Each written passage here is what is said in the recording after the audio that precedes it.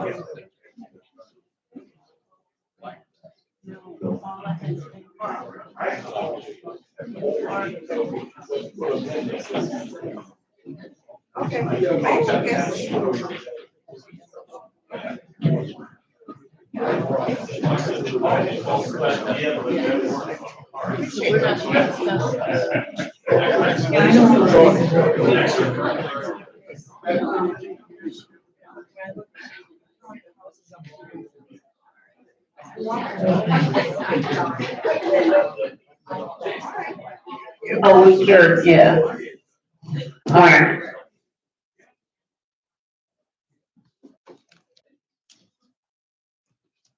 Okay. Okay.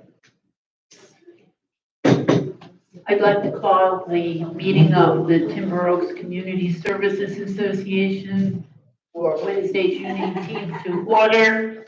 Would everyone please stand for the Pledge of Allegiance and a moment of silence? I pledge allegiance to the flag of the United States of America and to the republic for which it stands, one nation, under God, indivisible, with liberty and justice for all.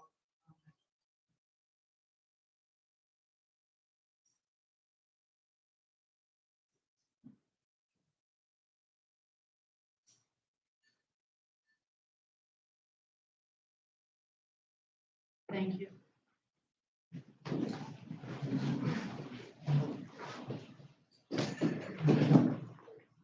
Debbie, roll call. Yes, ma'am. Eileen Dunn. Here. Dave Kaufman. Here. Paula DePace. Rick Agler. Here by phone. Mike Delph. Here. Valerie Holland. Here. Donna Mosier. Here. Susan Munia. Here. Thank you.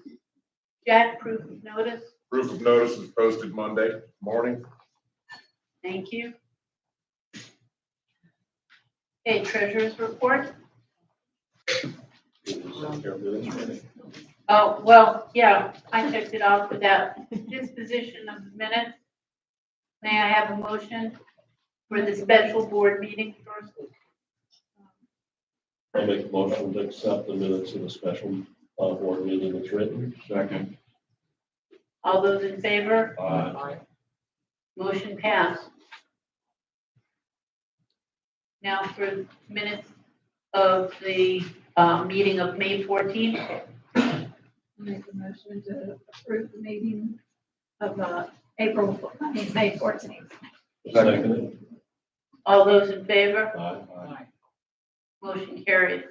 Now we can do the treasurer's report.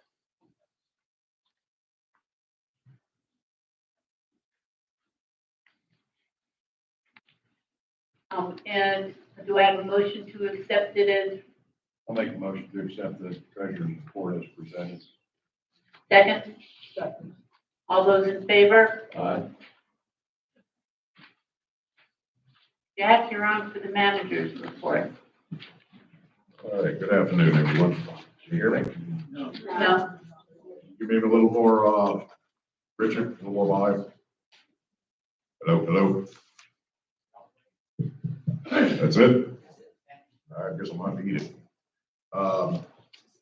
Mike helped pickleball players install the new tape lines here on the auditorium floor.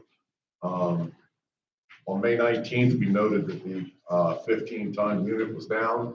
We got several bids on replacing the compressor. The board signed off on it. It's on the agenda for ratification for the repair of that unit.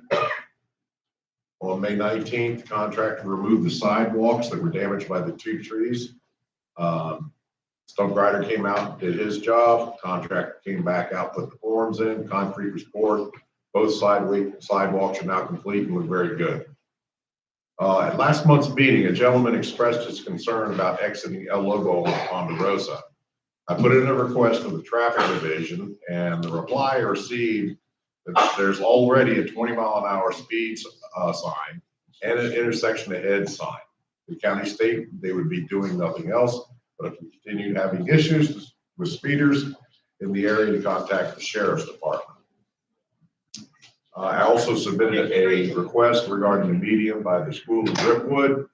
It's still open as of the other day. We have not received a response on it yet. I met with the soundproofing vendor on May 30th. Mike and Dave were there as well. We shared the proposal with the board. Had to call in a locksmith for the east parking lot door. The crash bar wasn't working and the door would not close properly, so we had to replace the whole assembly as the old one was unrepairable. On June 2nd, the staff and I met with Patty to go over the storm preparation inventory. We found that the rear door over here, roll down motor, rolled down, but it wouldn't roll back up. I've contacted several vendors and only a couple of them would state they want at least $200 to come out to look at it.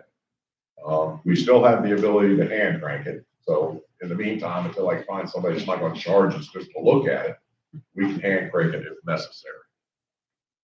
Debbie also updated the names in the committee of the guy. June 2nd, I contacted all the tile contractors, which you have bids for in your package. We had to replace one of the fans under the awning on the pool deck. June 6th, Bandit Fitness replaced the broken plastic pieces on the treadmills. On June 6th, the guys installed new LED lighting under the gazebo as the old fluorescent ballast is given out. On June 9th, we ordered 4 new umbrellas for the pool deck, 1 replacement and 3 backup. On June 9th, the guys cleaned the pool canopy and prepped to respray sealer next Monday, which was this past Monday, but looked like it was going to rain, so it held off and it did not rain. So we're shooting for next Monday. On June 10th, Jerron Pressure cleaned the wall on the lower pool deck, prep for repainting. We found there are some issues with peeling and cracking that we're looking into. I've got a contractor coming out because really, he does. Does this have anything to do with when they redid all that sidewalk down there because of the seawall? What, this, The cracking and peeling of the lower deck? no, this is the wall that's up against the upper deck. Okay. Yeah. This is the and it's- painting of it? It looks like there was some material put down there that almost looks like grout. Some areas looks like it's concrete, but it's flaking and chipping. So I've got a contractor called Munyon Painting and Restoration I've used for years. They're also a resource approved vendor. He's gonna stop by and take a look at it and give us his opinion on how to attack this thing. Okay, do we not have any kind of warranty for the people that did that? That we got all them back to refix it? This has nothing to do with the seawall. But didn't they redo the floor down there too? Yeah, but again, this is the wall that's all the way up against the upper deck. Oh, So I've got somebody coming out to give us a look, take a look at that and make some recommendations on, of the repair. On June 10th, Richard Nelson, replaced the bad wood on the bocce court bench underneath the roof. The two end pieces had rotted out. They also did, replace a piece of cedar on the shuffleboard court roofs, which we had to specially get because of the size of the cut. That's been installed and painted as well. And on the 12th, the crew cleaned out a couple of storm drains and cleaned out some downspouts that would be clogged. Violations, 91 new, 98 closed.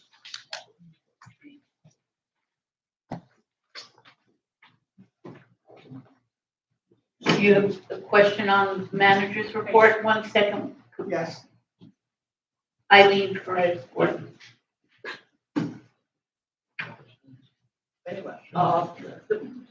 Can't hear her.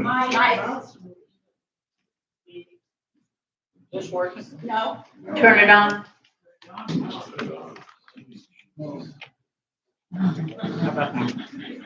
Yes? No. No? There. No? yeah. Okay.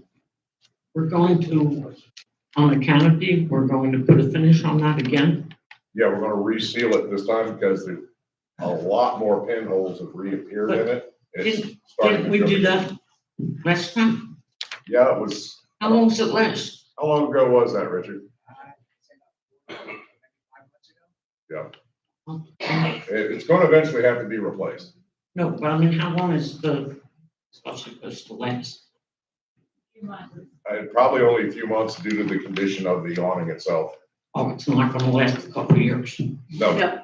Okay, thank you. May I heard Rollingwood Drive. I have a question on the soundproofing. What is that for? that was on a, Sue, that has to do with a legal issue, should we? Yes, it has to do with a legal issue between soundproofing between the auditorium and the wood shop. And we were just looking into that as an option. Okay, it's not something that we are definitely doing. No, Okay, no. thank you. Okay. Thank you, Jack. Any other board questions for the manager? I have one comment. Dave, I just wanted to let you know, I know they came and they replaced the plastic parts on the treadmills.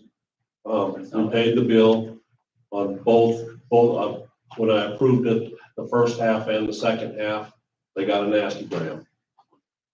Nothing more I can do at this point in time, but I let them know we're not happy with it. Thank you. Okay. ARC. Committee.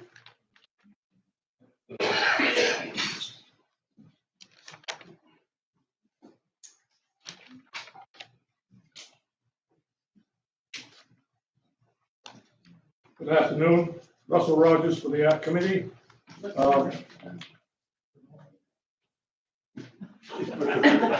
met after the last meeting, so now three times, and we reviewed 38 and we returned down 3. Okay, Right? 3? Speak into the mic, speak right into it. Okay, 3. One at, closer. 8824 Wabash Lane. And one at, the other one. Achita. there's, there's, 802 Achita Drive. right, and it says on here 35 and 2. Is it 35 and 2? Yeah, 'cause yeah. Okay. Yep. All right, can I have a motion for the 35 that have been approved? I'd make that motion to approve the 35, but the ARC is already approved. And second? All right, moved and seconded, and all those in favor? Okay. All right, Richard. All those in favor? Aye. Aye. Against? Seeing none, motion carries. Now we have 2. The first one being the one on Hachita, 10802 Hachita.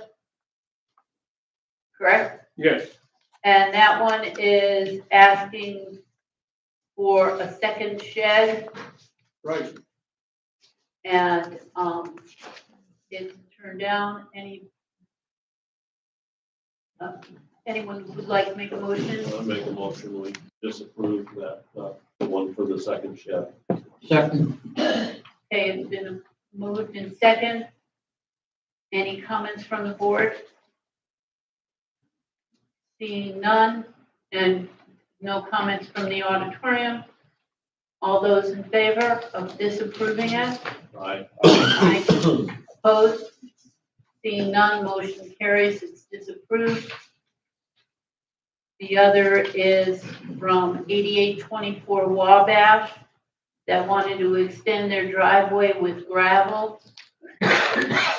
And may I have a motion to disapprove? I make a motion, we do not approve extending the driveway with gravel.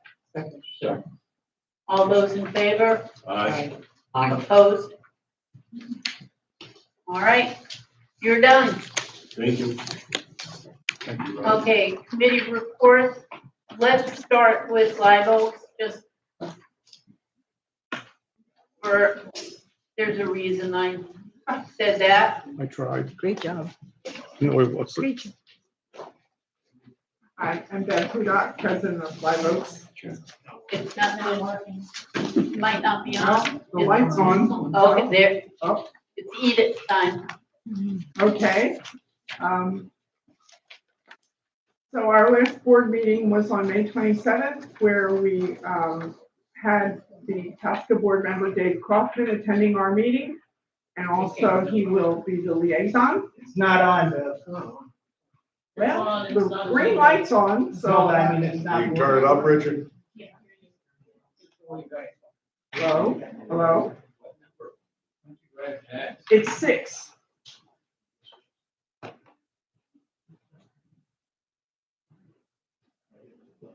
Hello, hello. 6 doesn't want to work today. Mine's not working much better. You wanna try this one? I'll There you go. try it. A megaphone. Yeah, megaphone will work. That's it. Does this work? Yep. Okay. The board, along with the kitchen managers, are going to be conducting a thorough cleaning of the kitchen on July 10th and 11th if needed. By that, we mean we're going to empty all the drawers, empty all the cabinets, clean them out, make sure everything's clean. Get rid of things that may have been disintegrating. We don't know when this was done last, but we're gonna do it. And then we reviewed the schedule for 2025. Our attendance is continuing to be good, even though the summer season is upon us.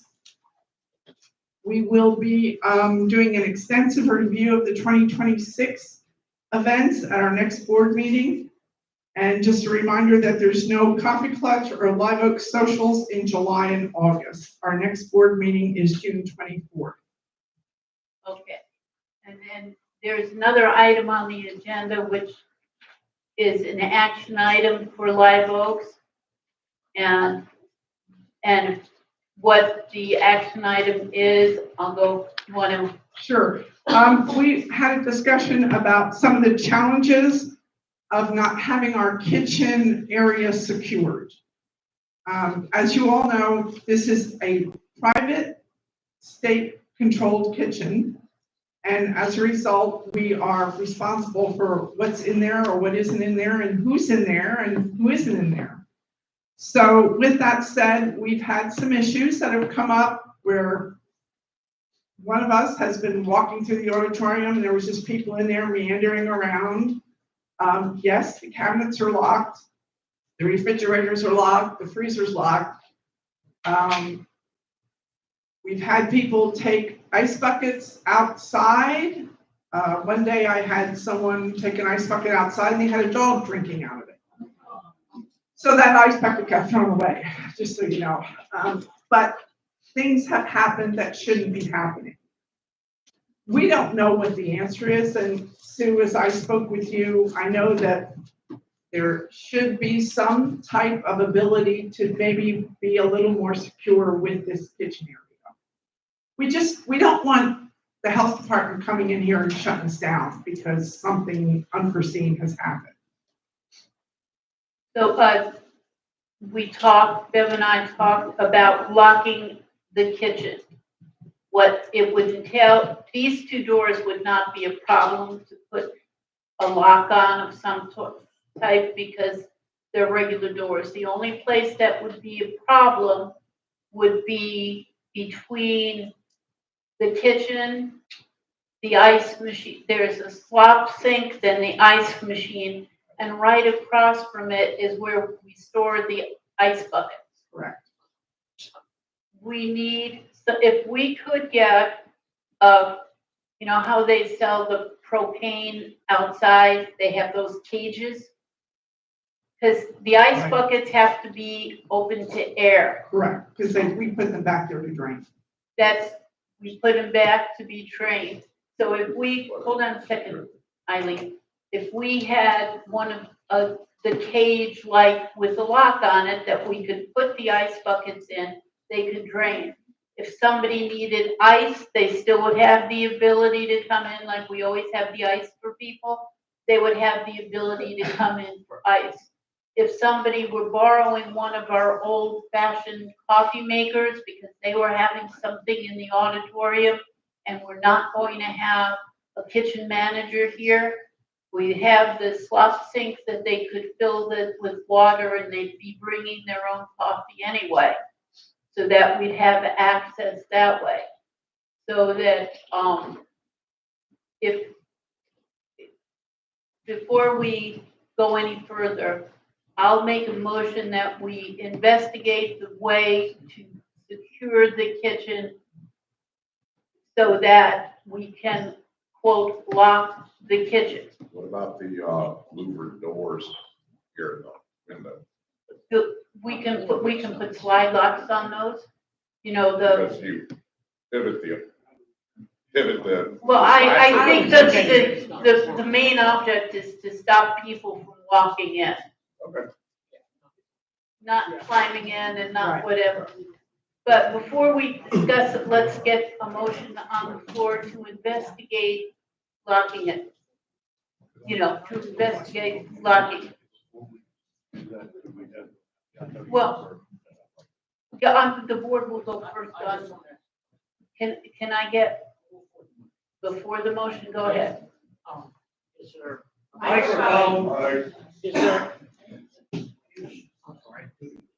is there a possibility of you don't get any ice?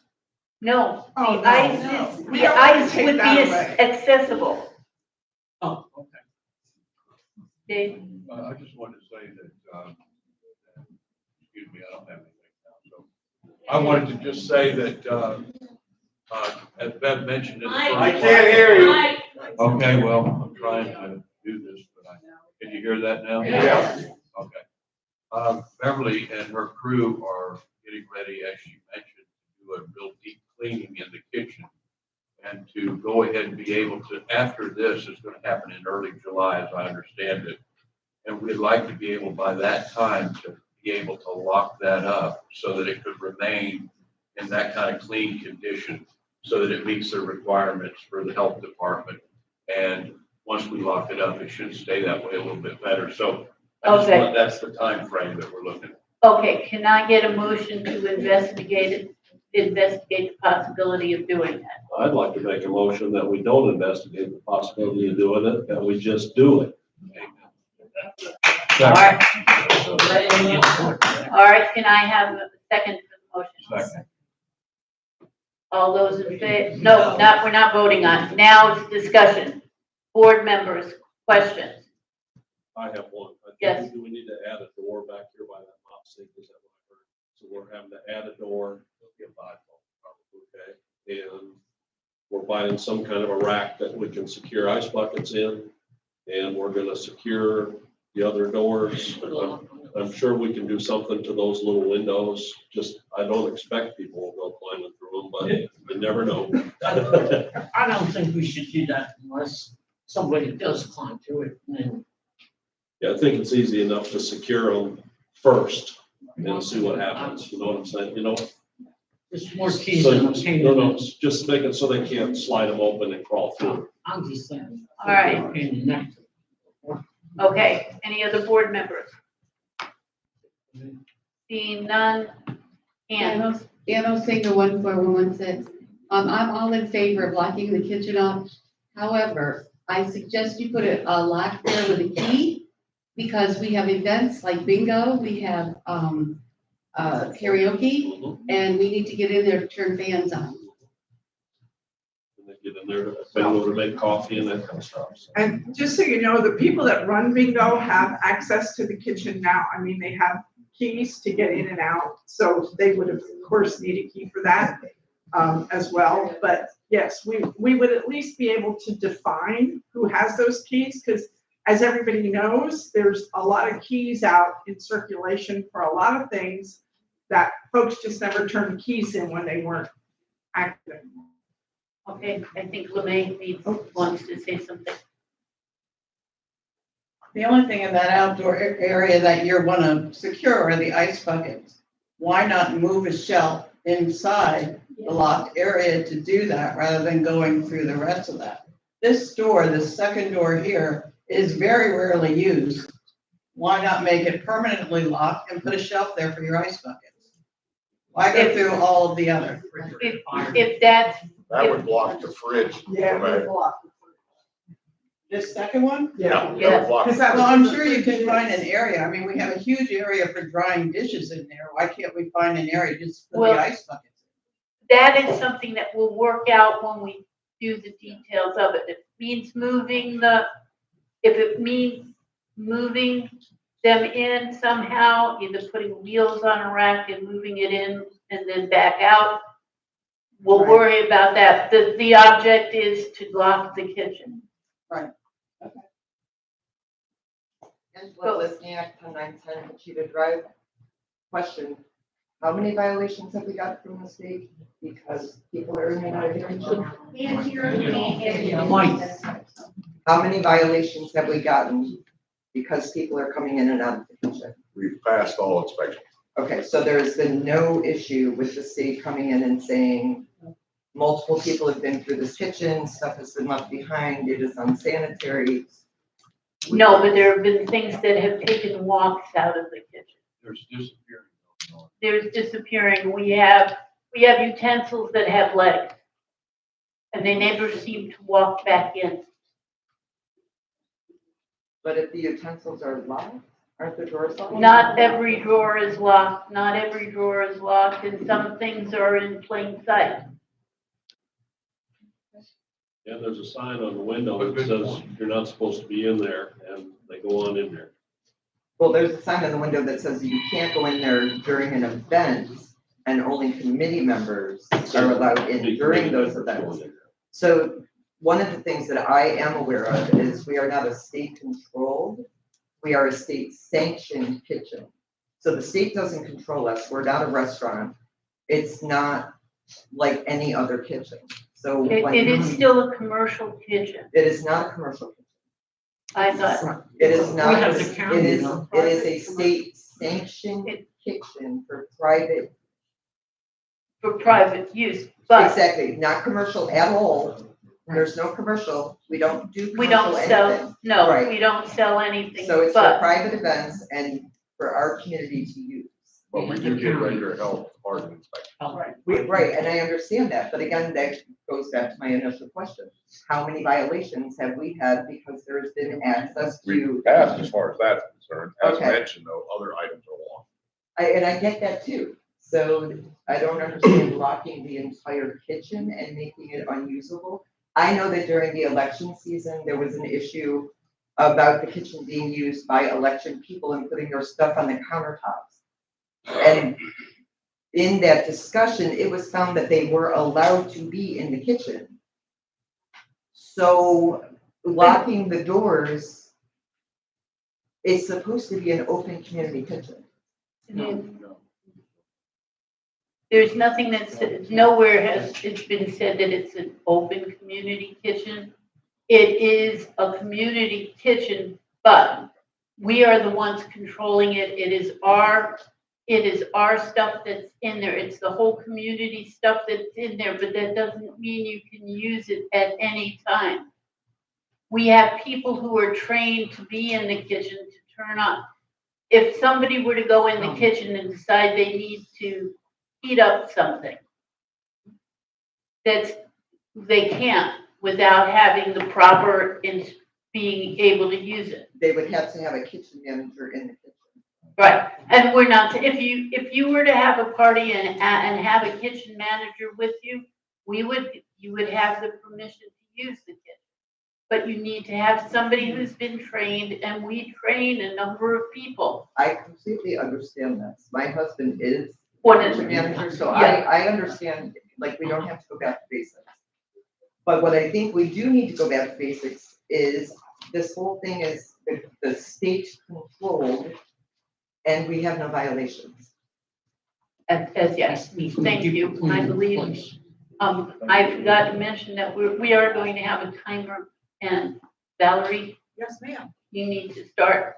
Okay, I can stop now because I've already made my point Sure, and ask you the question yet again and still not. we have not had any violations at this point. You don't want any. Luciola Casarina Drive. I'd like to know with people and the things that's occurring, can't you put it in a locked drawer? And if you know someone's going in, do you not refer to any of the videos? We have this entire clubhouse under surveillance. Why are not some of these people being reprimanded for going in?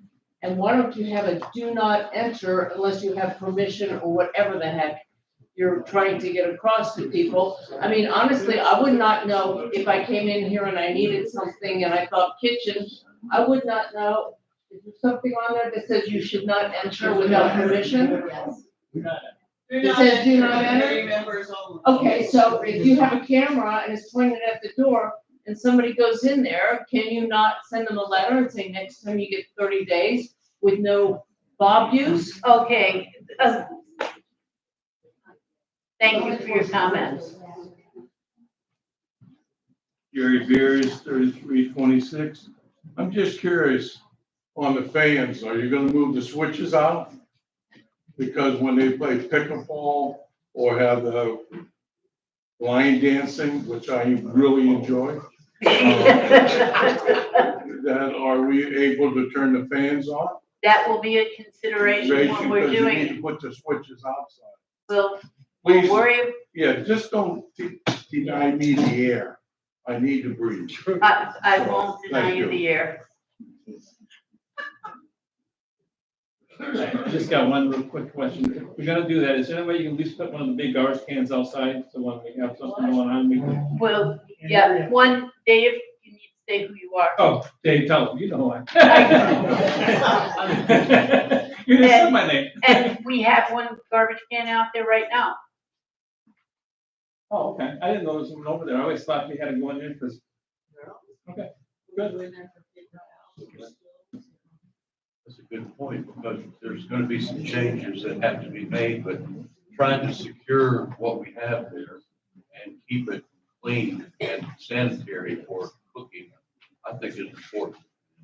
Jeff made Okay. mention of a good point too. I'm gonna have to check with the fire code about locking up that kitchen. I'll follow Well, up with all that. that is, goes into the research behind doing it.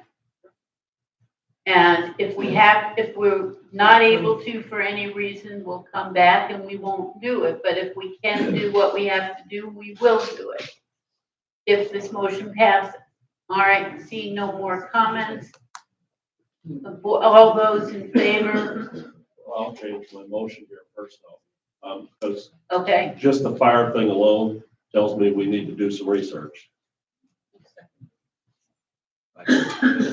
okay. I make the motion that we do the research on securing the kitchen. We need to check with the fire department, switches and some things that were brought up. Don't just lock the doors. You'll second. Okay, the motion has been amended. All those in favor? Aye. Opposed? Seeing none, motion carries. Okay, next committee. Go ahead, Dave. Dave Teller, Finance Committee. We had our first meeting and they made me chairman. So, everything went really good at the meeting. Turn it up a little so you don't have to All right, squat. how's that? Can you hear me better? Yes. All right. And our next meeting is gonna be June 30th at 1 o'clock in the Okay, afternoon. That's really all I got. This is my first time doing it, so that's fine. thank you. You're welcome. Patty? Patricia French Wiseland, 13906-7024 for emergency response. The committee met with Jack and his great staff on June 2nd and did the required inventory. And we do have all the shutters, which get counted. The widgets were weighed, and we have 8.6, so we can put the shutters up. The doors went up and down, and the newer committee members, and the new folks that are working here got a tour of the clubhouse to find out where everything is. Committee would ask that Chris Giancola, Bill Heidenreich, and Ron Weislick be added to the committee. Since we don't usually have to go out in the storms anymore, recruitment has gotten a little better. And Jack promised his staff that they wouldn't have to be out in the storms anymore. We would do things ahead of time and button up the clubhouse. Two more things. The newer members, you probably just received your large packet in addition to just the updates. The committee would be happy to sit down with you and go over everything. It looks onerous, it's not. It just starts at 1 and you keep going till you get to the end, which is when you shut the lights out and walk out the door. But there's a lot of information there about storms and how we get ready for them. So the committee would be happy to sit down with you. And we also would urge you to think about putting up permanent shutters. Yes, they're expensive, but so is not having permanent shutters. It takes an entire day, four to five people to button up the clubhouse. Plus, they're heavy, they're sheet metal, they could get hurt, they've got to wear gloves to do this, and it's an entire day. But when it comes time to take them down, it takes more than a day, because you have to take them down, and then they are bundled up. And if you look in your package, you can see, and it says, library, how many packets? Billiard room, how many packets? And they actually, when we do the inventories in the beginning of June, they actually count each and every single shutter to make sure we have them. Because in the past, we had some trouble, and we went to put them up, and we found out we didn't have as many as we needed. So, while this may be an expense, considering the man hours, the potential for injury, and how much easier it would be to crank them down and then crank them back up. It could be done in a couple of hours, and we wouldn't have to do that anymore. The only other thing I would like to mention is, since this is emergency response, a couple of Fridays ago, about 2:00, I was driving by the clubhouse. There was a truck, a personal vehicle truck, not a commercial truck, parked smack dab across the entrance. Which meant if somebody was trying to get in the main entrance, they had to crawl through the plantings. Well, first of all, people have walkers, people have canes, they shouldn't be, plus it's bad for the plantings. They shouldn't be doing it. The other problem is there were 2 more vehicles behind them blocking up the whole driveway. And I know everybody says, oh, I'm only running in for 5 minutes. Well, nobody ever runs in here for 5 minutes. You get detailed and somebody says something, and this is a safety issue. If we had to evacuate the clubhouse for some reason and everybody's pouring out the front and the side front door, this could turn into a disaster. Okay, Patty, what you're saying is important, but really, it shouldn't be on your committee reports. Well, it's not. I didn't put it on there. It's just but it is a public safety matter. And it is an emergency response matter. But I would appreciate if the board would take some time to consider it, how to perhaps raise awareness of the membership being kind to each other. All right, 1 second. You did raise up something, and I'm going to say this now to all the committee chairs and committee members here.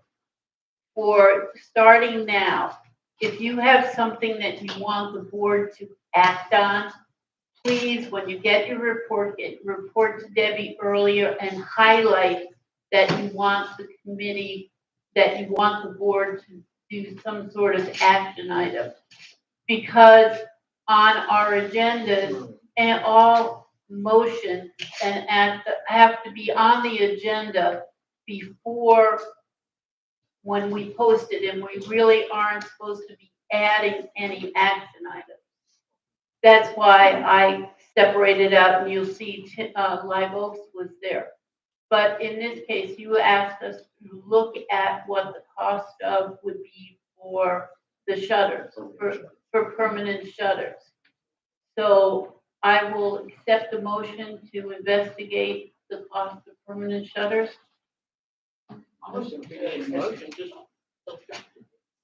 Let's do, we have a motion. Do I have a second? Okay. All those in favor? Any comments from the other than seeing none? All those in favor? Aye. Opposed? Okay. Thank you. All right, and that goes for all the committee members. If you're going to ask Tosca for a donation, or whatever for something, please do it and have your reports to the office. What did we say? Thursday before, by 4:00 Thursday before the meeting. Okay, thank you. Thank you. Okay, Karen, I see you. Or do you want fines and suspension? Fines and suspensions. Let's do fines and suspensions. That's always fun. Yes. And that was sarcastic. Bonnie Lipsky, fines and suspension chairperson. We had 8 violations received, 3 corrected, and 5 violations were enforced. Thank you. Any questions for us? Seeing none? Thank you very much, Bonnie. Okay, Karen. Yeah, mine's good. Karen Rich from the Better Living Committee. And I just wanted to update the board on our plan to have the health fair October 28th this year. And all the committee members are out checking with past vendors and looking for new vendors for the health fair. We also talked about presentations for throughout the year. And we don't have anything locked down yet, but it looks like our first presentation in September is going to be got changes in Medicare that was well attended last year, so we're going to do it again. And that's all I have today. Thank you, Karen. Library committee, well, I have a question. okay,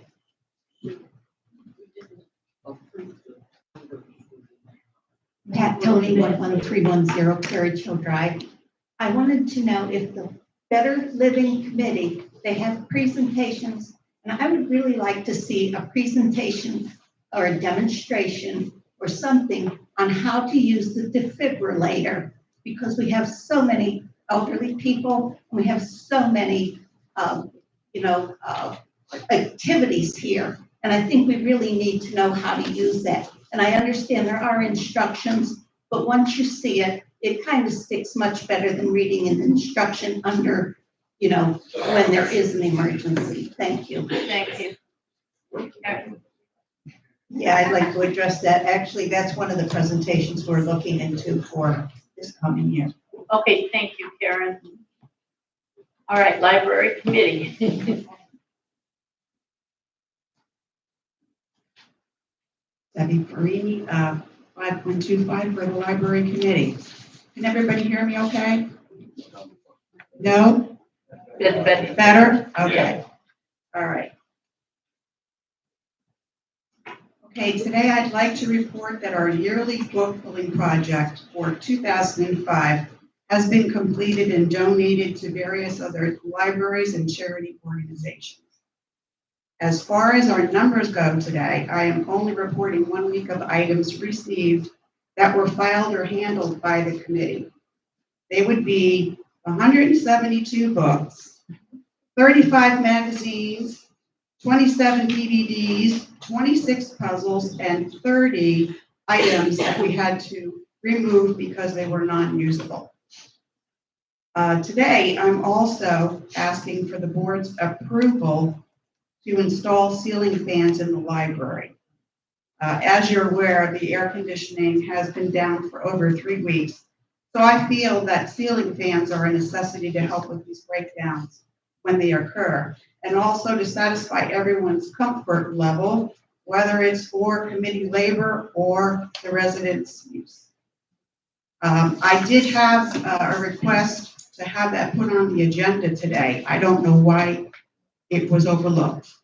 So It slipped the attention until after when I saw it, and I knew that this was coming.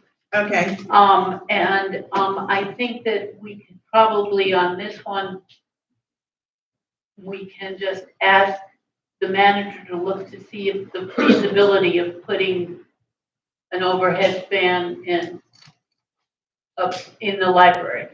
Object to that because we're getting the air conditioner fixed, so why do we need a fan? I stated because it would be good just in case we do have breakdowns and also for comfort for the residents and the committee. It We will could be put portable fans in there, the little ones. I earned some. okay. I think that room is probably the same size as the sewing room. They have 4 ceiling fans in there. Yeah, I've done it for reading books and magazines that come. All right. We'll let the manager look at it and let us know what it would entail, whether, and we'll get back to you with that. All right, I appreciate it. Thank you. Thank you. Okay, moving on. Unfinished business. Right, did I skip anyone's committee report? I don't think so. Okay, unfinished business. Railings for the state. What, excuse me, we would, if there's another item on the agenda, right, it says appointments to committees. We'll get it then. Okay, railings for the stage. You have in your packets, this was asked to be brought up, and Dave, did you want to speak to why on the railing? Oh, yes, be more than happy to. Thank you so much. Are y'all able to hear me with this? No. Speak up and speak into it. Dave, take it off and just speak into it. How about this? There you go. Yeah, sorry That's about not that. Thank you so necessary, much. that's not how that microphone works. I know. So it works the other way. Sometime back, the board considered.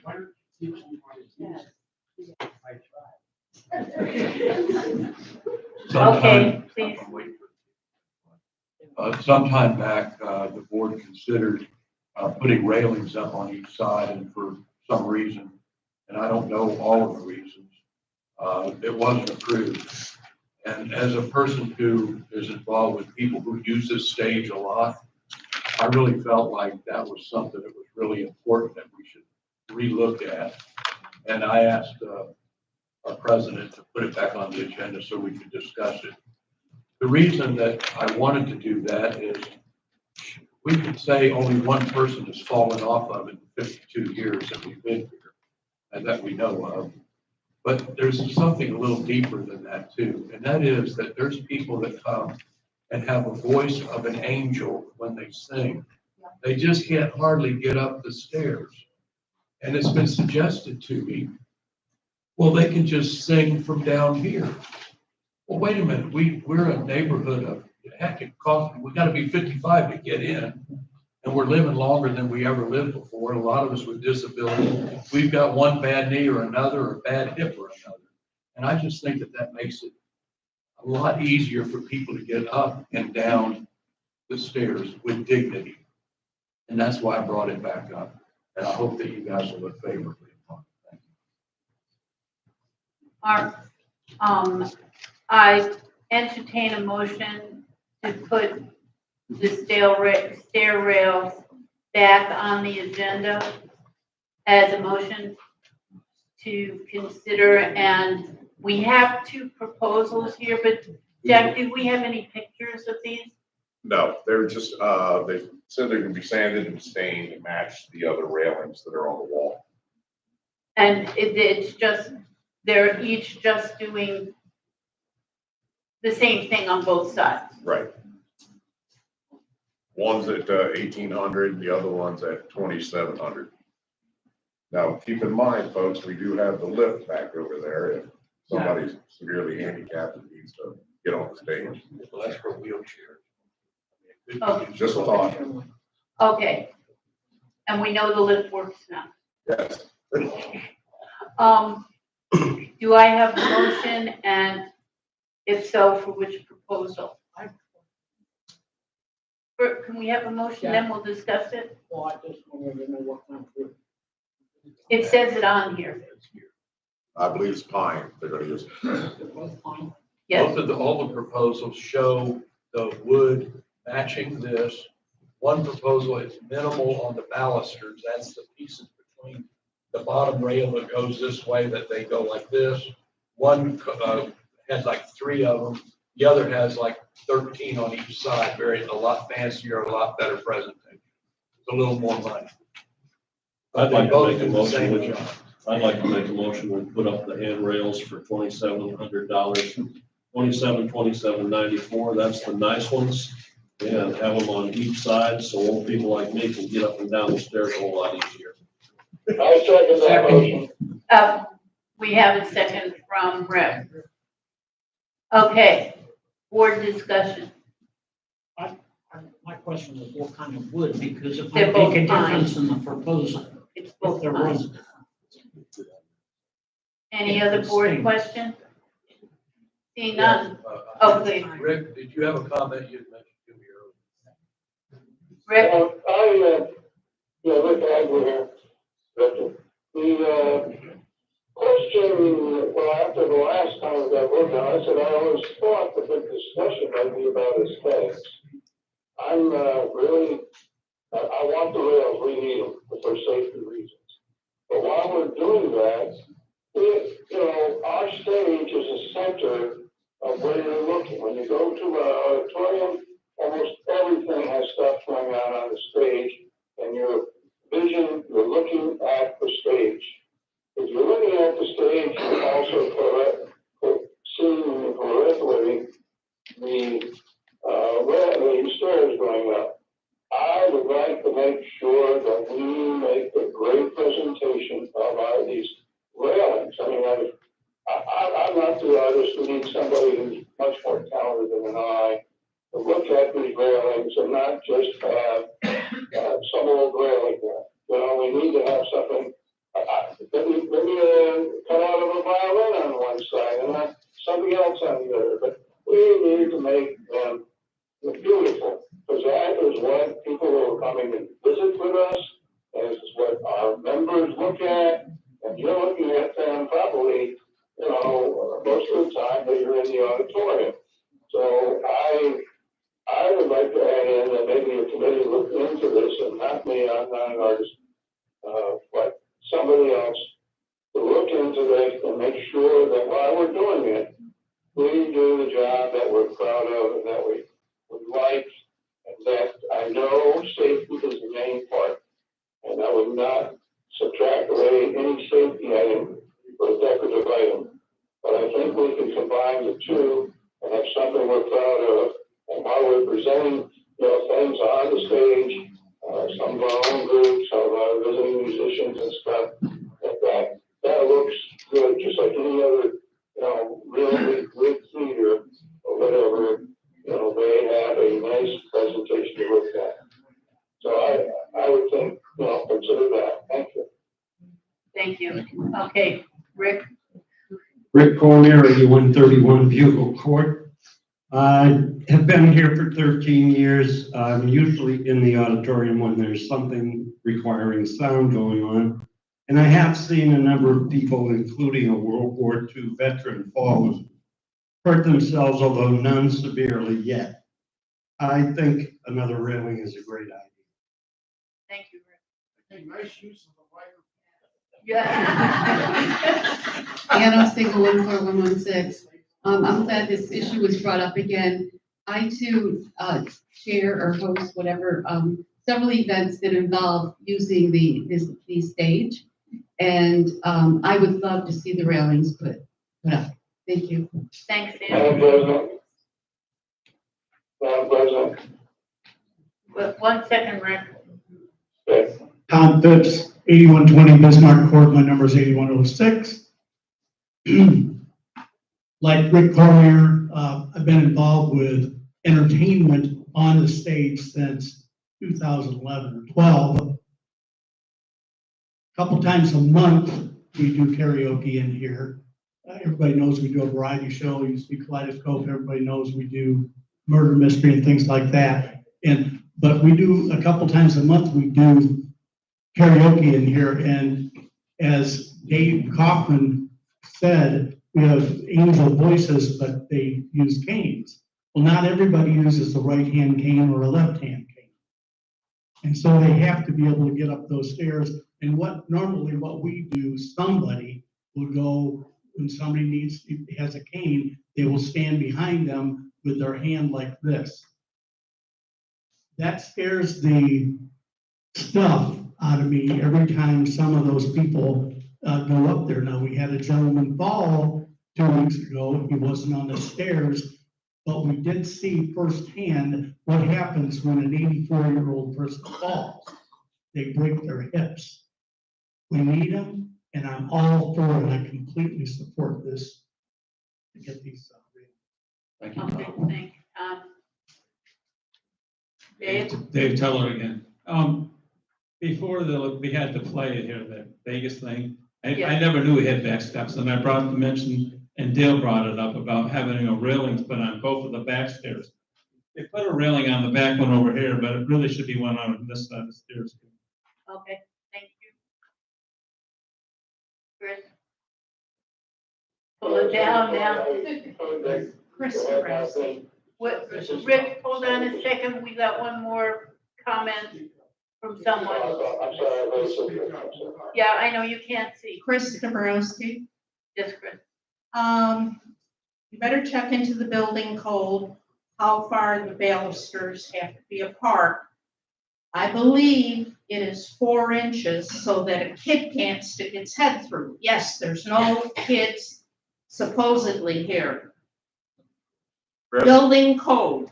the proposal that Mike is putting forward has 13 balusters on each side.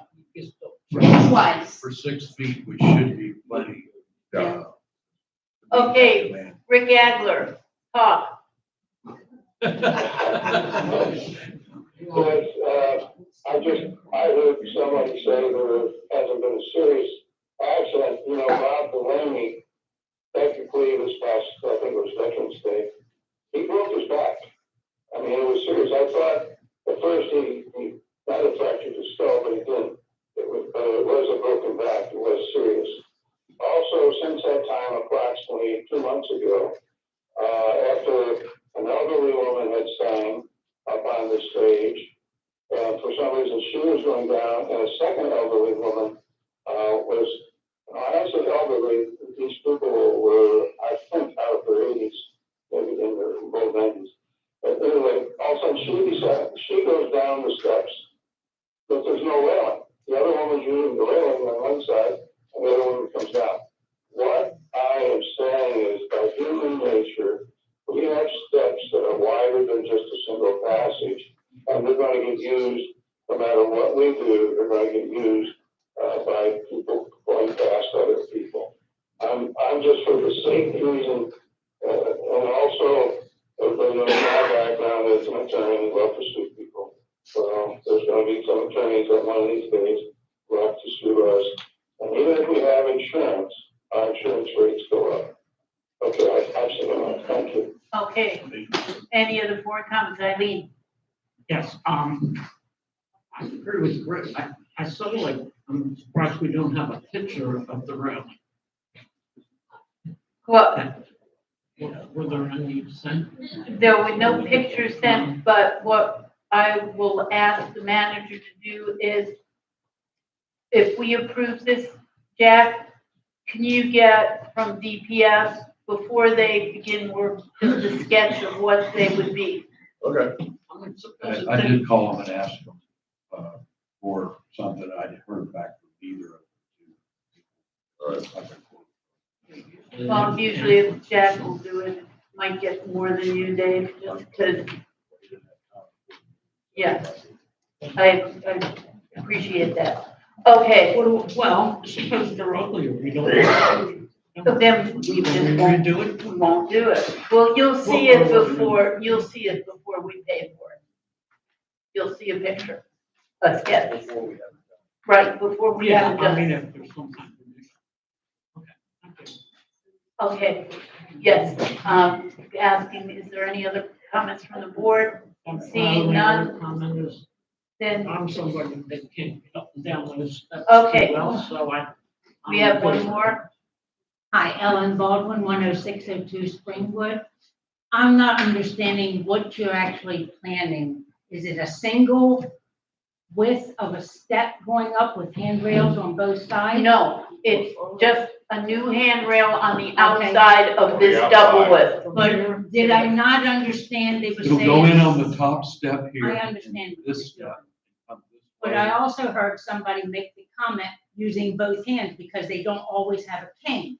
Now, to me, one-handed, it should only be one with stairway. I mean, because if they're wanting to hold on to both handrails to get up because they don't use a cane, I think it's stupid to have it the way you're saying, to where they're still using one. If they're using a cane, you either use the cane in your right hand or left hand according to which leg is Most of the injured. time, they don't even use the handrail. Well, yes, they do. For someone who had fairly recently, broke their leg and had to get a new hip, I still limping, I still use the handrail when I'm going up a stair. And if I have the opportunity to use two, I use two, even if I'm gonna be stretching my arm. Or when I had the cane, I had to use the cane in my right hand because it was my left hip. So it was awkward going up those stairs. I would switch and use the handrail and all that. But it'll be much easier for a person who's used to using a cane if they can use the correct hand for the cane and a handrail. It does make a difference. Yes, I understand what you were saying. Do we want to put it so it's only a single? And people come in various widths, just like everything else. And we have people from pencil thin to not so pencil thin here. So that for a lot of people, that would not be a stretch to go from one handrail to the other. So, I mean, that's all, but I understand what you were saying. Thank you. Thank you. You're welcome. Okay, board members, all those in favor? Aye. All those opposed? Seeing none, motion carries. Okay. Next on, roof cleaning. Okay. Eileen, I think you were the one who wanted this back on the agenda. Yes, that's a point of discussion. I think a lot of people were kind of caught off guard with the deed lady running around citing everybody on their roof. And I just thought that, you know, at certain times of the year, we don't go after people for their lawns because the lawns are dormant, so naturally they're gonna be brown. It seems to me that maybe we could do the roofs like in the fall, when everybody is pretty much back here, like September through, and skip it for the summer months. And also, I know that there was some discussion about some more documents. If there's anything we're gonna do with reviewing the documents, maybe we can look at whether we should be cleaning our roof at that time. All right, I would like to, if one, just a couple of points of information. Listening to what people had said, I went and investigated roof cleaning. I have two articles that are, one that's from the roofdoctor.com.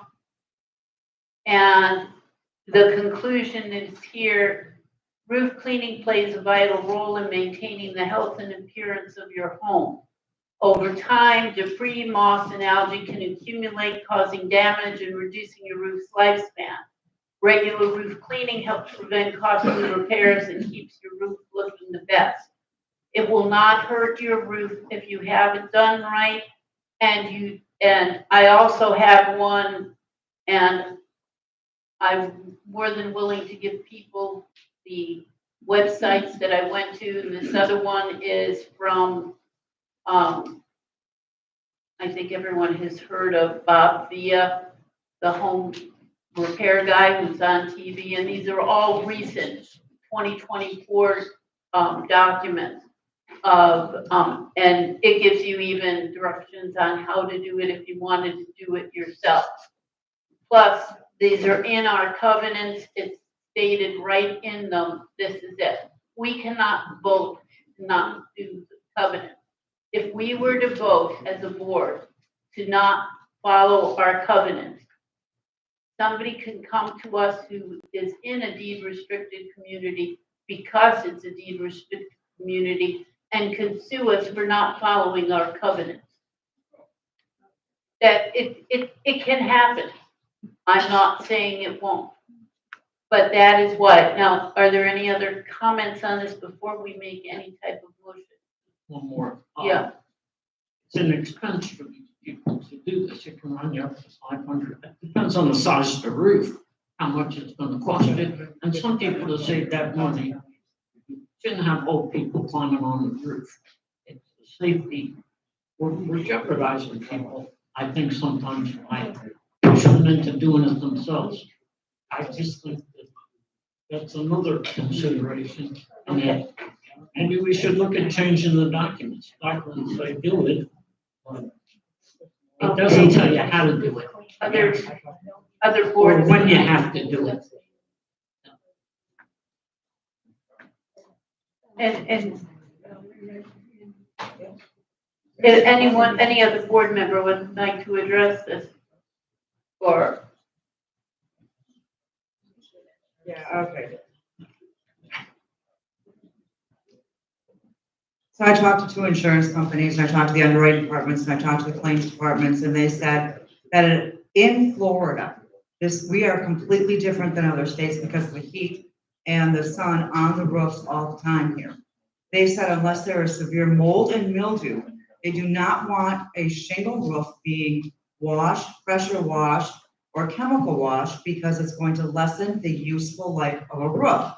And when I mentioned the 2 articles that you talked about, their comment was, listening to a roofer on washing a roof is like asking a fox to protect the hen house. Because roofers are always going to find a reason to have work done to your roof. And the reason I say that is because roofers from 2018 to 2024 are the exact reason that 14 insurance companies went bankrupt in Florida.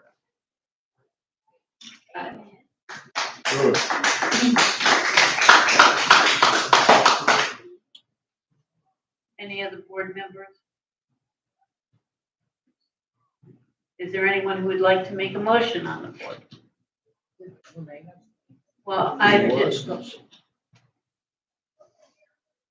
Okay, I will make- She has some things for. You want the motion now? Mold and mildew, and then you clean it. I would make a motion that we hold off doing the roofing except for September through August.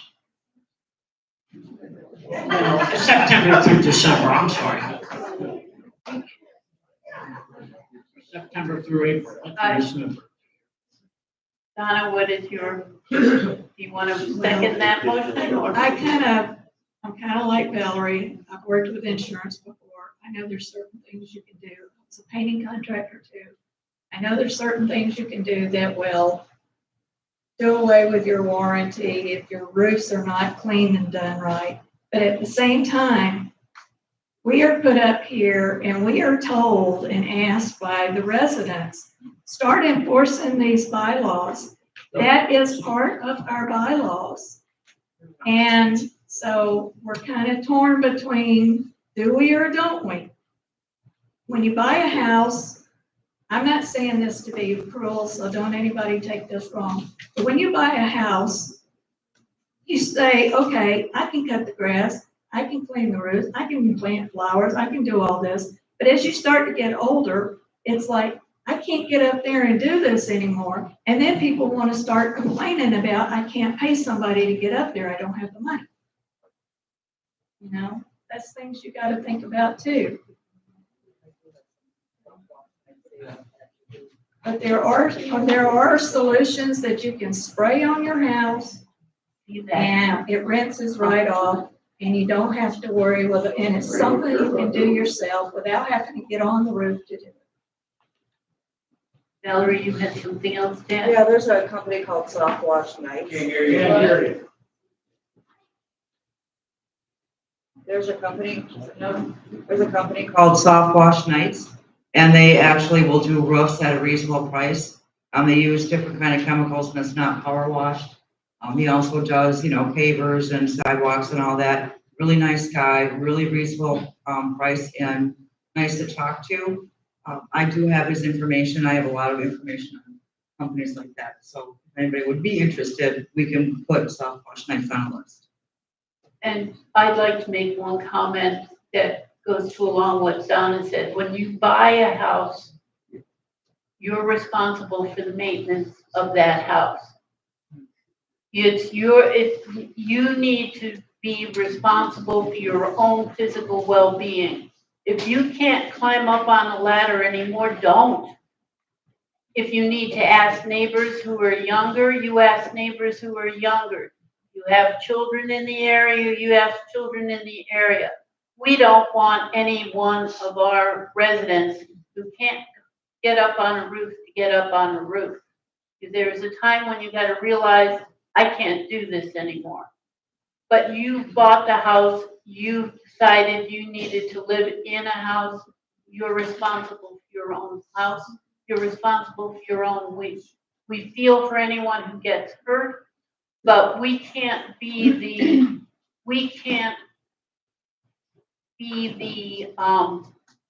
keepers of everybody's houses. Donna? And it's like, if we're gonna say, okay, we're gonna take the roofs off the thing, then what's gonna be next? Somebody's gonna come up and say, well, I can't do my driveway. So either we stick with it, with doing the deeds like it says, or we don't. Okay, Eileen, We're not the keepers of the neighbor. You want everybody to take responsibility, and you say we're not the keepers of, the neighbors, but we are. We're telling people, you gotta clean your roof, you gotta mow your lawn, you gotta do this. But, at some point, I guess people voted on these things that are in the document. Maybe at some point, some of these things need to come out. all right, we did not have a second. But I don't think we had a second to my motion No, to we do it did from not. September to December.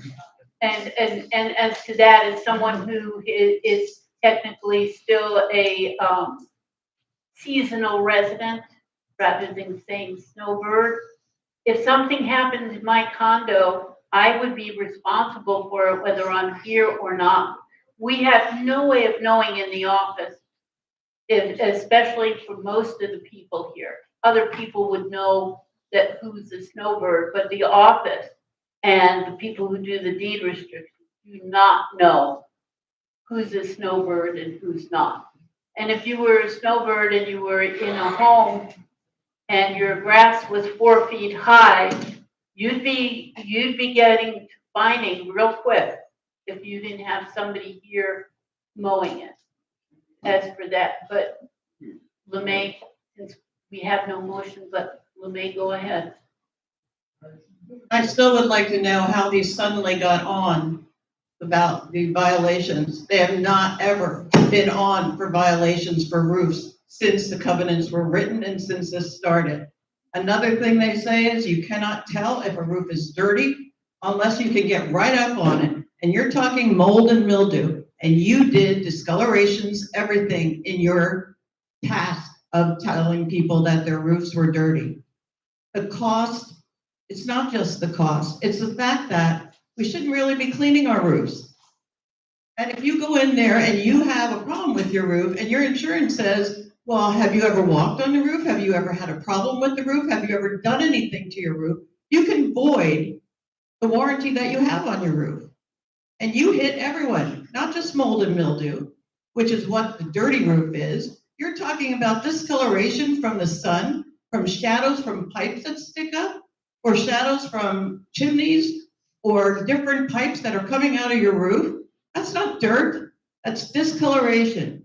And to expect people at the ages that we are in here to take care of a roof, and if they can't afford it, move, sell their house?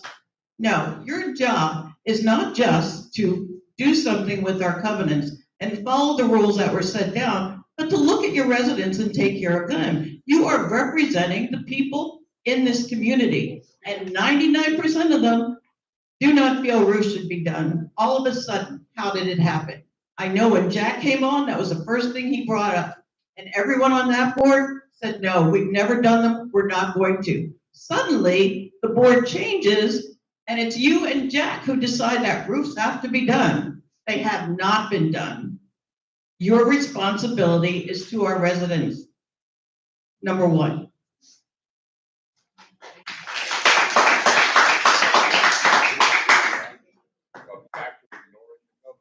And Ann Ostengo, 14116. I have a copy here of our documents, the covenant.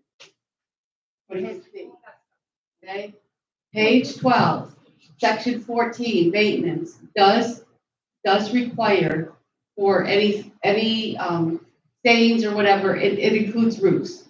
So my suggestion to you would be, you decide what you want to do, because you will have to change the document. So, because it is part of our covenants is right now currently.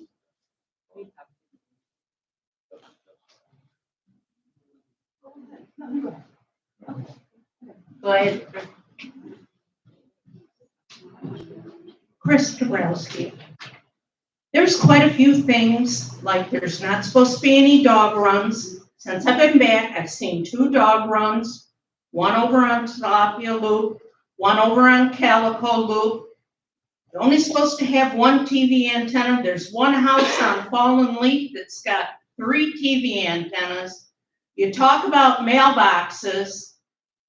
Mailboxes are supposed to be a wooden post and a black mailbox. Post is supposed to be brown.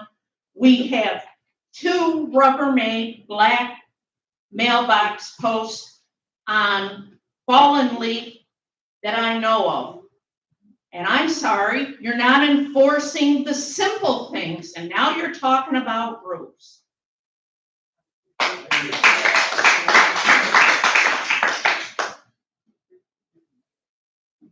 After I received 3 letters, Tanya Binkley, Monterey. After I received 3 letters for an inappropriate flag and 2 letters for a sign in my yard, I feel like you should be enforcing every single rule in here to the fullest. Because I was enforced for jokes and me just being funny, something that wasn't permanent, it was totally temporary, but I still received those letters. So I'm sorry, a roof is way more important than my flag and that fine. So I don't think you should be excusing anyone from following any of these rules. And I was told when I got those letters by other residents, if I didn't like it, I can move because this is a deed restricted HOA. So you need to enforce these. You need to enforce everything to the fullest. I'm sorry, I walk around my house every day. I try my hardest to keep my house nice. I don't get a letter from you. And people move in here, if they don't have that attitude, they bought in the wrong neighborhood and there's tons of houses for sale in Jasmine, so they can do whatever they want. So I'd ask that you not exempt anyone from the roofs. You follow these to the T. Thank you. All right, we have no motion on the floor. We're gonna move on. What? Okay, one more and that's it. Go ahead. Vicky Jo Burr. Move it down. Okay, thank you. Vicky Jo Burr, 8331 Ponderosa. I admire everything I've heard, all about your little steps, railings. You're so concerned about people falling. And then I hear possibly we have to keep our roofs clean. I don't think I want to fight or argue with Mother Nature. She does that to the roofs. Nothing we can do about it. I don't think that should be any part of the agenda. There's too many lives at stake, too many people who do not have the money at the end of the month to take care of this job. So why not put it in the budget? And then everybody can get it done when you feel it should be. Thank you.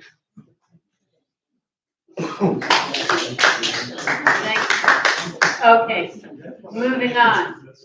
The next is, we're going to new business, discussion of tile bids for pool bathroom. This was brought up by Dave Toller. Dave. Okay. All right, Dave brought to our attention that he felt that the bathrooms at the pool were too slippery. We do have mats in there, and the mats were supposed to be to make it less slippery, and people are supposed to wear shoes in there. Now, there's a couple of, we have estimates from 1, 2, 3 tile places. I entertain a motion at this time from the board so that we can discuss the whole issue. Is there someone on the board who would like I'll make to? a motion that we replace the floors in the bathroom with tile that doesn't slip. I don't Okay, think there's any such thing as tile that doesn't slip. hold on, before we get to that, let's go, do you have which one of the bids? Well, we have 3 bids, one for,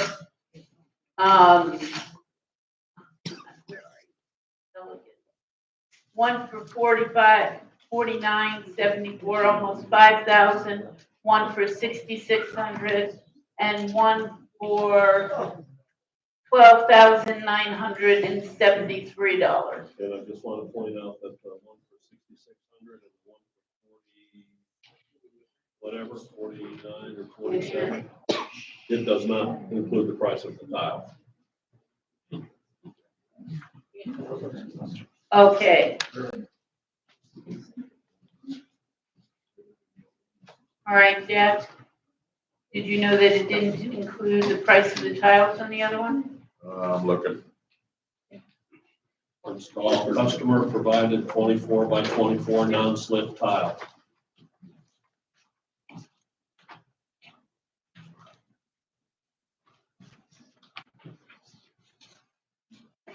Yeah, that's on the, Riverport. Yeah, that's what it says. It says delivery of said material to the workshops, the sole responsibility of the customer.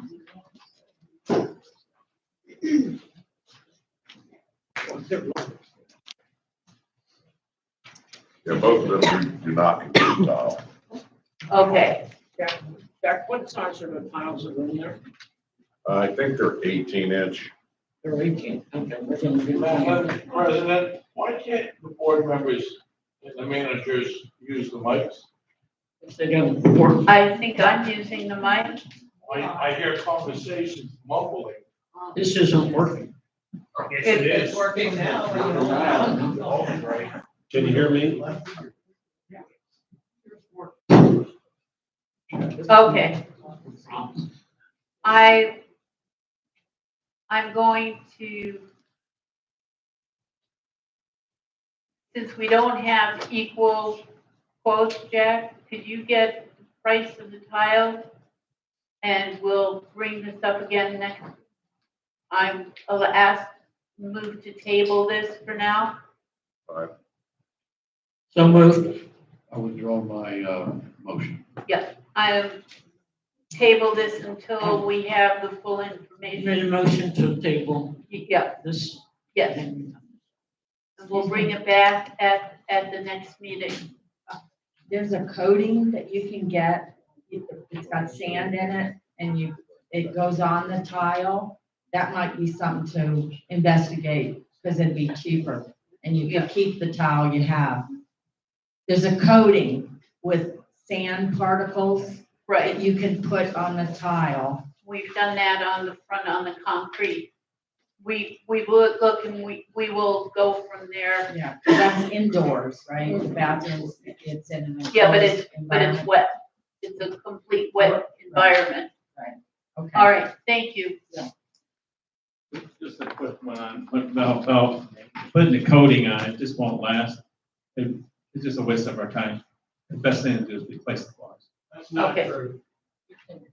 All right, we're not gonna argue about it now. It's off the agenda for now. Okay, going on to, My name's Bill Moser, I'm at 1131 Pembroke Court. I've been a painting contractor for 35 years.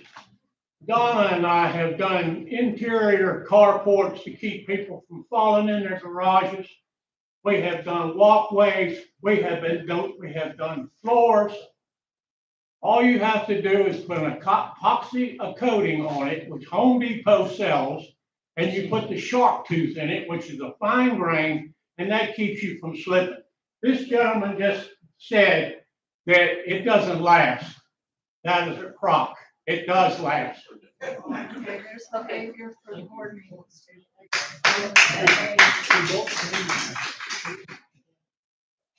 thing. All right, discussion of chairs, this was brought up by Paula, and I will make the motion for her. Unfortunately, she can't be here today, even on the phone. I will move that we funds not, move to replace. I thought Carl was going to speak on it. You're on it, he is on it, but I'm going to make the motion because it needs to be made by us. I'm going to move that we approve funds not to exceed $8,000 for 24 chairs for the billiard room. Okay, it's been moved and second. Now we'll have Carl speak on it because he's Paula for today. Okay. You know what got to happen. Carl Freimer, 8511 Elgin Drive. I'm here advocating for Paula for the new chairs in the billiard room. Her cost for the budget for $8,000 actually exceeds what we're thinking about spending, but she just wanted to make sure, because when we bought the new chairs for the card room, they were like $300 a piece. And the ones we're looking at for the billiard room are not even close to that, but she just asked for the budget of 8,000. It won't exceed that, I can guarantee that. Once we do have the chairs that we're looking at, we will submit those to the board for approval to purchase them at the time when it comes. Thank you. Carlos? Anybody can? What about the amount of weight? that these Well, chairs- that's, I know Paula was looking at it. Once she gets the specifics that she was looking for chairs that would hold at least 300 pounds. 300 pounds Oh. is what she had told me she was looking for. But we're not approving buying it right now. We're giving her the permission to look at what without exceeding $8,000. In other words, she's not going to order them until we actually see them and then approve those. Do we have the money in the budget? We do. Thank you. We have furniture reserves. For that specific purpose, that's what I want to know what the reserve amount is to pay for these. It's ridiculous, the amount of money we have for furniture. It's under furniture reserve. Yeah, the amount of money we have for furniture is ridiculous. Well, that's that stretching out 20 years. Well, okay, everyone, quiet. We've replaced the chairs in every other room. We've done the library, we've done the card room. The card players in the billiard rooms have had all our cast offs. They got the last of the, they were the last in the row. So now it's their turn to get chairs that will not fall apart while they're sitting in them. Okay, any other comments from the board? We gave them the tables. Do we not The redo tables, the tables? we just, they have tables are fine. It's the chairs that are the problem. We need chairs. Okay. Any other comments from board members? Seeing none? Nothing from the public? All those in favor? Aye. Aye. Opposed? Seeing none, motion carries. Okay, the next item is, I will bring up, it is, I'd like to make a motion that we allow the use of Timber Park and the Park by Ranch Road for trunk or treat for all the family in Timber Oaks, for the children and the families on Halloween. We did this last year. It was a big success.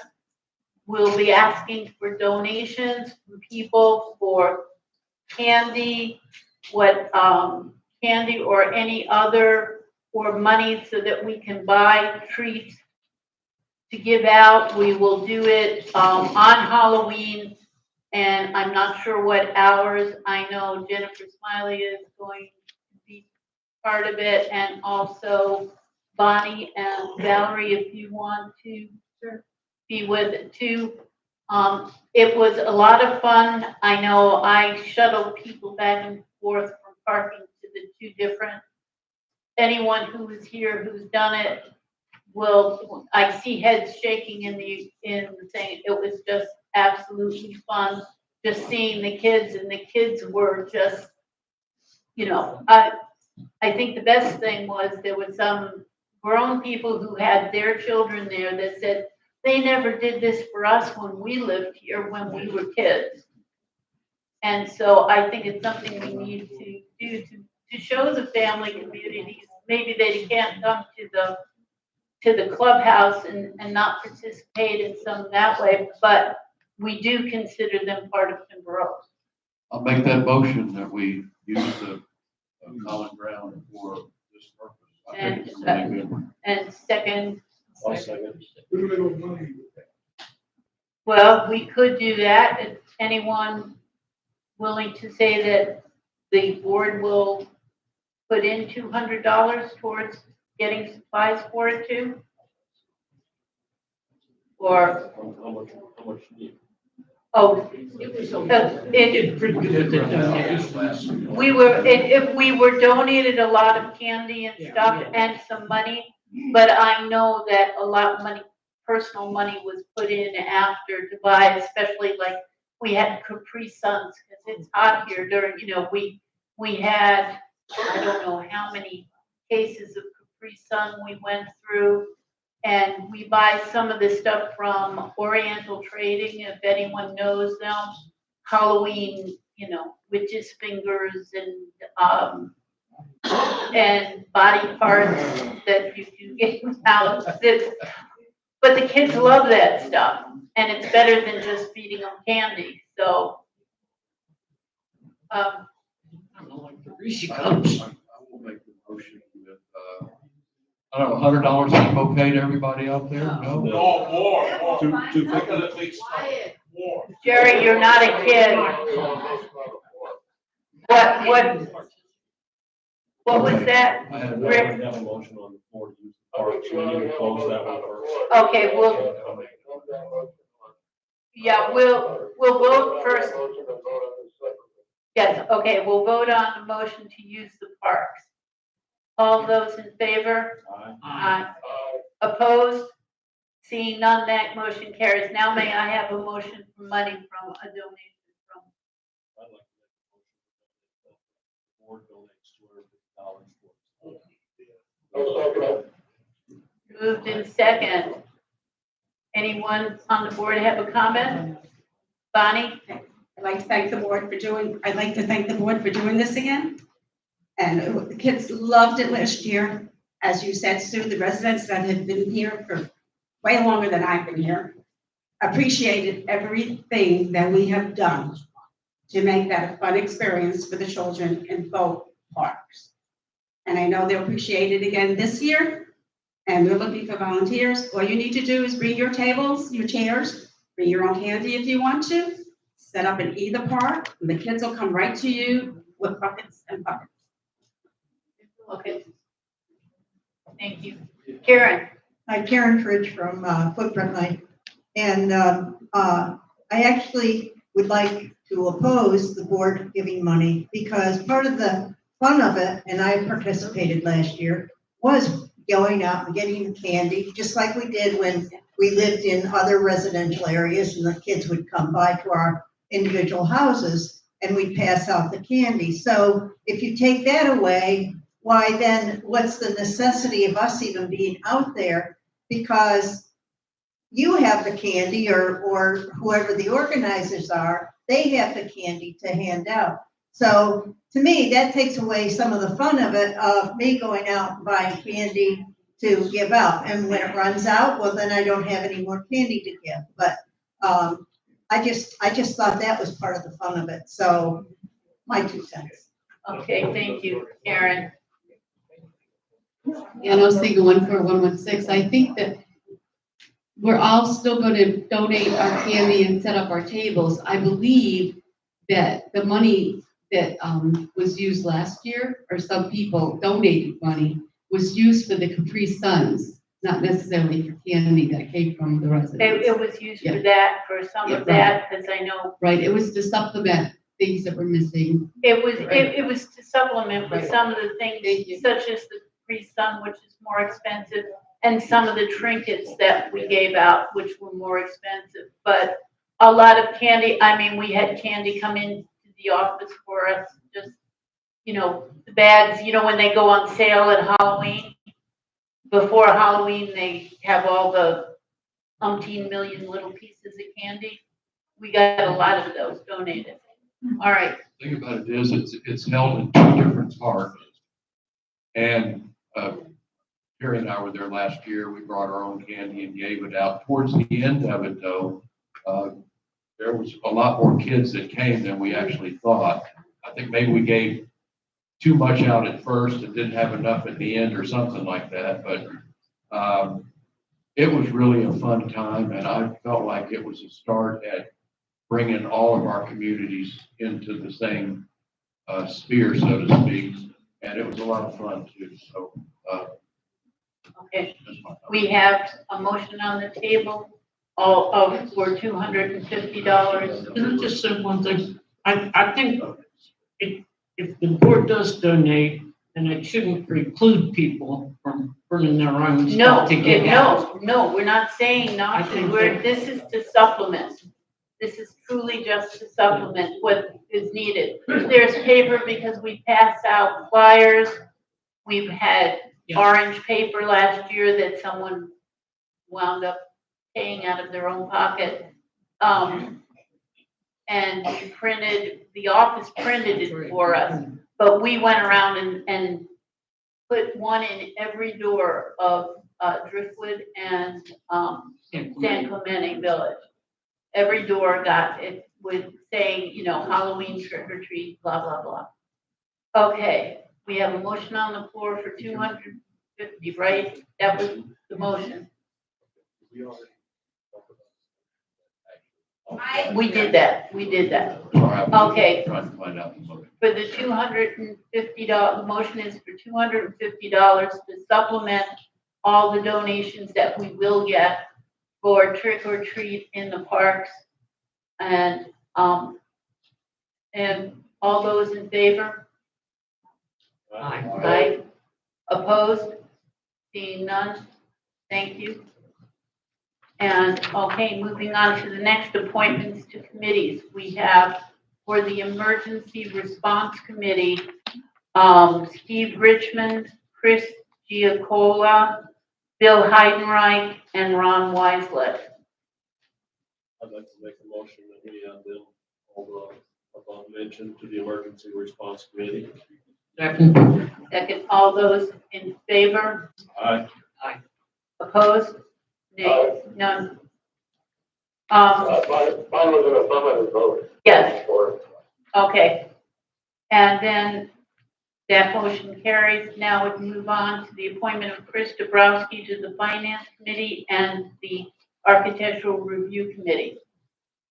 And I'll make the motion that we add Chris Dabrowski to the Finance Committee and the Art Committee. Second. All those in favor? Aye. Opposed? Seeing none, motion carries. Okay, now this is ratification of what we all approved to get it done quicker, is a contract with Amen Air that would come out of reserves for the air conditioner for $8,350 to fix the air conditioner so the other half of the clubhouse will be cool again. So moved. Okay, moved by Rick, second by Dave, by Mike. All those in favor? Aye. Opposed? Seeing none, motion carried. Jack, when did they say they're doing that? The 20th? The week of the, yeah, Week of the next week, 24th. 21st. Next week, okay. It will be cool again in the other half of the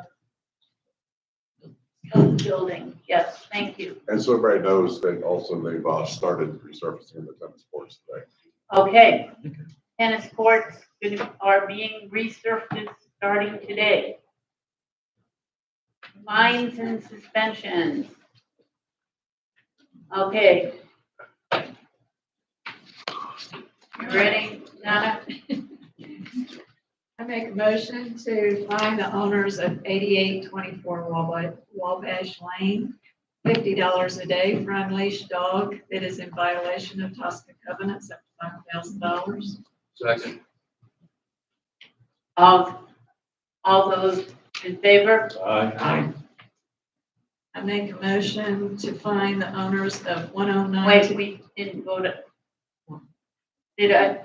No, okay, sorry. I thought it might be a text for my grandkids. That's why I had to look at my phone. Okay, go ahead. I move to find the owners of 10926 Water Oak Drive, $50 a day for maintenance of their home.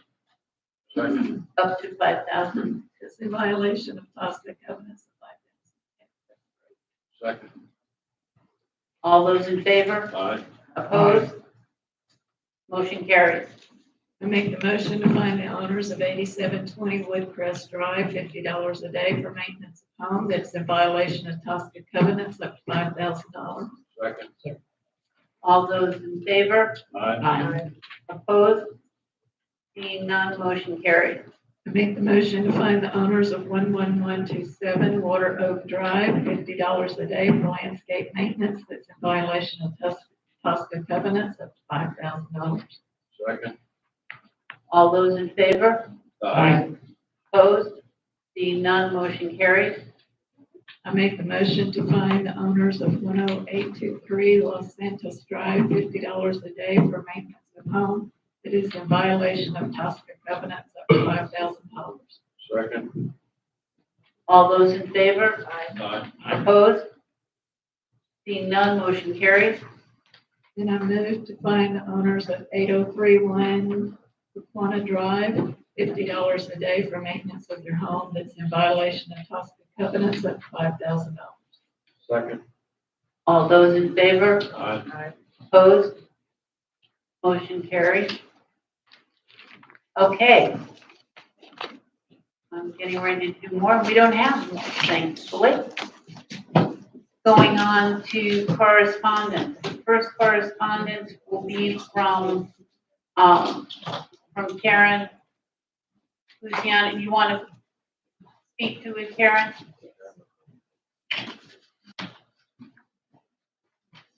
Karen Luciola, Casarina Drive. We have a feral cat population, and since I approached this whole situation with the correspondence, we've had, and let me prerequisite this with, I am a cat lover. We had a cat go down in the middle of the road. We thought it got hit by a car. Unfortunately, it was rabid. They decapitated it and sent it to the state to confirm it. We will not know for sure, but we could have the cat colony in our Oak Forest community with rabies. So I am looking for a TNR result and or a trap and euthanization if that is needed, especially if they're rabid. Of course, they all do that. Even with the TNR, they would euthanize them if they have rabies. But we need something to help us in there. This is a retirement community. You can't expect these people to get a truck, get a trap them, carry them in, get them fixed, and bring them back. So looking for help. And as soon as I find out from the state if that in fact the vet, who's very experienced at BCA on Little, said that he had every indication that that cat was rabid. And they didn't even charge. They just took the cat, decapitated it, sent it away for testing. So we've got a problem. Help. But anyone on the board want, Eileen? Of course, Karen, do you know if animal control will do anything? They do nothing. Cats are considered like coyotes. It's your problem. And that is actually throughout the state of Florida. And I also want to mention in Hillsborough County, where they've done nothing for many, many, many years. They're probably going to have to implement a euthanization thing because they have decimated and totally extinguished different bird populations because cats have to eat something. We are a bird sanctuary, and if we don't do something soon to decrease the number of cats by getting them fixed, we're going to have a problem with our birds. Anyone else on the board before I say anything? Well, I do know that Hillsborough, Pasco, and Pinellas County have all three said that there is a rabies situation in all three counties. It's out. Yes, and what I'd like to also, maybe I could write something up and start putting things in the Timber Times, when these people, and I love cats, but when these people feed these feral cats and you don't pick up the food at night, a raccoon will go to it, and then the cat will fight the raccoon, and raccoons are more likely to have the rabies than the cats in general. So that's how it starts in a population normally. But this is not going to go away on its own. It's like, an outbreak of measles, it's gonna spread. All right, my comment is, I know you had suggested us having the committee. An ad hoc committee? An ad hoc committee, and I would not want the board doing personally, simply because the first time, the one time that we wind up with a pet cat that we tend to either be neutered or whatever, wherever we would take it. Yeah. We will have people screaming about it. There are people here, we can emphasize, we can put in the newsletter, put in everything. Do not feed feral cats. That's not the problem, feeding the feral cats. If we put it in the Timber Times stating that, say, the month of October, we're going to start trapping, neutering and trapping. If you have a problem with your cat getting scooped up in the ice raid, I'm sorry, you better keep your cat inside. And let me tell you, the alternative is a rabid cat scratching a human being and not being attended to immediately, they will die. There's 100% death rate on rabies in humans. So I'm sorry. Somebody's feelings over their cat maybe being neutered and re-released is not really on the board for concern for me. And it shouldn't be on the concern for you, considering we're trying to protect an elderly population. Any of the board members with anything? All right, thank you, Karen. What are we gonna do? Don't know. Okay, and let me ask you, if I hire a trapper to go in, is that against any rules in our community? If it comes back rabid, I'm probably gonna do that. Because I would rather my mother go out and exercise. As long as you're trapping on your own property, I don't see the problem. Well, if other people approve of the trapper going on their property because it's near the colony, I just need to know if it's against our rules. I don't think it is. I mean, if you're gonna hire a professional trapper, that's the best way to do it. Well, that's the only way I know to do it, but I think our community should step up to the plate. Very costly. Well, honey, so is getting rabies and dying. Karen, what you're saying is really a good point, and I'm glad you brought it up, but none of us really know anything about. Okay, how about I come here next month? Could I finish though? I just wanted to say that how about if we spend a little time to figure out what is open for us to be able to do to remedy this situation. Okay, how about I come in next month and I get a remedy? And the thing about the whole thing is, we probably have rabies. I will let you know when I hear from the state of Florida. Okay. And then it becomes kind of critical. Thank you, Karen, very much. Appreciate it. I think you really have to take responsibility for that. We had an alligator in the lake. We hired someone to come in. If there's a problem with rabies in the coyotes and that we have here, we need to take care of it. Why wouldn't we take care of the cat problem if that's in this neighborhood that the residents need? Good point. Well, let Jack. I'll look into trappers. Okay, thank you. All right, we have one other correspondence from John Bamba. Is he here? He's not here. We had answered him, so that's Our fine. attorney answered him. Well, our attorney answered him. But that's been taken care of. Seeing no other correspondence, I'll ask for a motion to adjourn. Make a motion to adjourn. All in favor? Okay, we're open for open forum.